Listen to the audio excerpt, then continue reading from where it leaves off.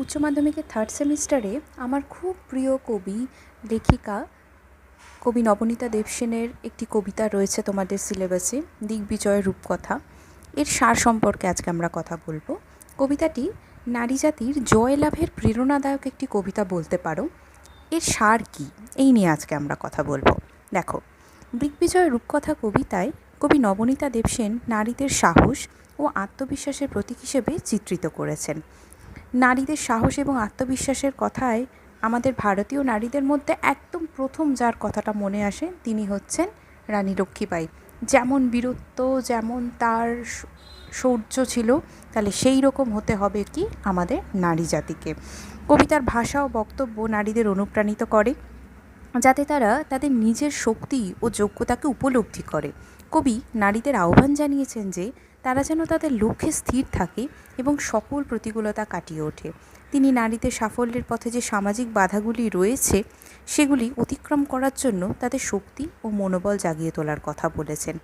নারী জয়লাভের মূল প্রেরণা হলো তার আত্মবিশ্বাস ও আত্মপ্রত্যয়। কারণ এই সমাজে বাধা দেওয়ার জন্য নানা উপকরণ রয়েছে, কিন্তু নারীকে তার ভেতর থেকেই জাগিয়ে তুলতে হবে তার আত্মবিশ্বাস ও আত্মপ্রত্যয়। কবিতার প্রতীকধর্মিতা হলো একটি গুরুত্বপূর্ণ বৈশিষ্ট্য।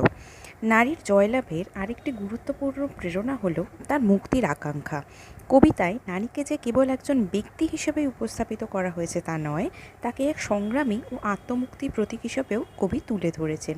এই মুক্তি কেবল ব্যক্তিগত নয়, সমাজ ও মানবিকতার মুক্তির প্রতীক।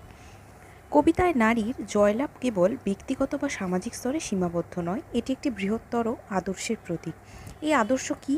এটি হলো নারী পুরুষের সমানাধিকার, নারীর মর্যাদা ও স্বাধীনতার প্রতি শ্রদ্ধা। কবি নারীর সংগ্রাম ও জয়ের মাধ্যমে সমাজের সামগ্রিক উন্নতির পথ নির্দেশ করেছেন। তাহলে কবিতা শেষে আমরা একটা কথা বলতে পারি, এটি হচ্ছে নবনীতা দেবসেনের লেখা অন্যতম একটি নারীবাদী কবিতা। নারীবাদী বললেও একটুখানি ভুলই হবে। কবি যেহেতু নিজেও একজন নারী, তাই জন্য তিনি নারীদের কেমন আদর্শ থাকা উচিত জীবনে তা আমাদের ছোট্ট করে একটি কবিতার মাধ্যমে সুন্দরভাবে তুলে দিয়েছেন। আশা করি কবিতার মূল বক্তব্য তোমাদের সামনে পরিষ্কার হলো। দেখতে থাকো ডিজিটাল অধ্যয়ন চ্যানেল, এরকম নানা রকম ভিডিও তোমাদের পড়াশোনায় হেল্পের জন্য পাবলিশ হতে থাকবে। ধন্যবাদ।